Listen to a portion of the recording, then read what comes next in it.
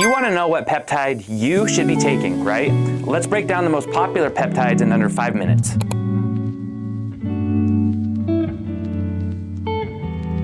Starting with number 1, BPC 157, also known as body protection compound. So if you've got injuries, if you've got inflammation, if you've got gut issues or chronic pain, BPC 157 is the absolute MVP. It enhances blood flow by promoting something called angiogenesis, which is the creation of new blood vessels. New blood vessel creation equals more blood flow to tissues, and more blood flow to tissues equals better recovery, better nutrient, oxygen delivery, etc.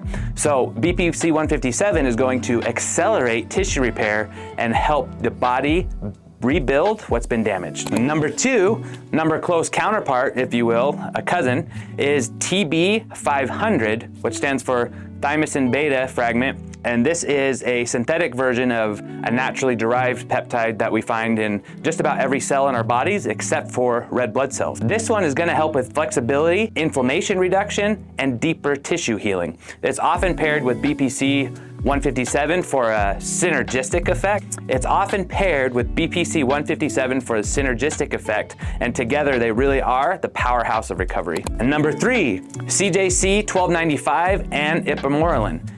These ones are going to promote muscle growth and fat reduction. This combo is going to trigger a natural release of growth hormone, or rather increase your body's own natural production of growth hormone, which for you personally is going to equate to better sleep, more fat loss, and muscle growth without actually having to take something like human growth hormone. So much safer, better for you to increase your own natural production rather than taking a synthetic version of growth hormone. So number 4, we've got semaglutide and tirzepatide, or popularly known as the weight loss peptides. Okay, these are synthetic versions of natural hormones we already produce ourselves. GLP-1 agonists work in a few different ways, but I want you to think of 3. Number 1, they're gonna tell the brain to turn the hunger switch off, turn the food noise down, and reduce your cravings. Number 2, they tell your gut to hold on to everything you eat and drink longer so that you stay full longer, you get full quicker, you eat less as a result.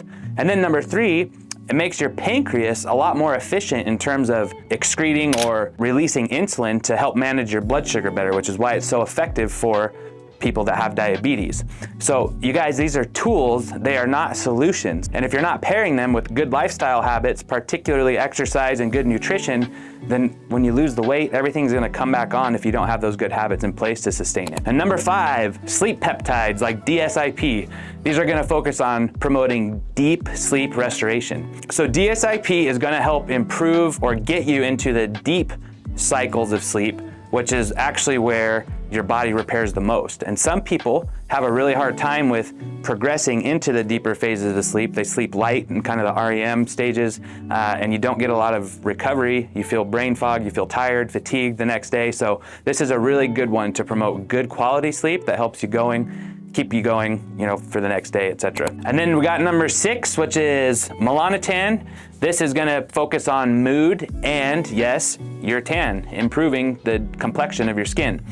The tanning peptide, many people use it for mood, stabilization, and confidence due to increased melanocyte activity. So melanocytes are these cells in your skin that are responsible for absorbing the sun and then essentially turning your skin darker. That's how you get tan. If you're super white and all you ever do is burn like a lobster, you probably are missing out on a lot of melanocyte activity in your skin, and this could definitely be one of those things that helps you. Really important, you guys, that you don't choose peptides based on what people on social media are telling you, influencing you to do without any sort of medical background, knowledge regarding the science behind peptides, the research that's been done, because there's definitely a spectrum of research where you have essentially no clinical data to support it's ever been studied in animals or humans.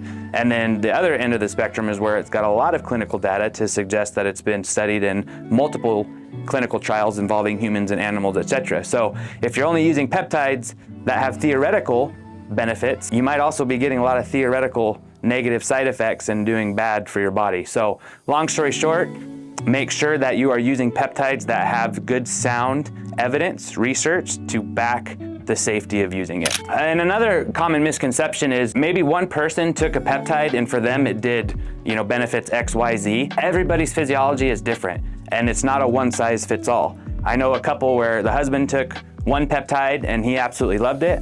The wife took that same peptide and absolutely hated it, right? So we're all different. We all have different physiologies. And so if you're ever told that, you know, a peptide is guaranteed to do anything for you, you really need to be cautious with that sort of thing, because your individual physiology, your individual lab work, and your own physical limitations or your lifestyle can really play into how beneficial or not beneficial any specific peptide might be for you personally. So I'm Dr. Steve, your peptide doctor. Be sure to comment, subscribe below so you can see more videos like this and get real information from a real MD who's actually done real research.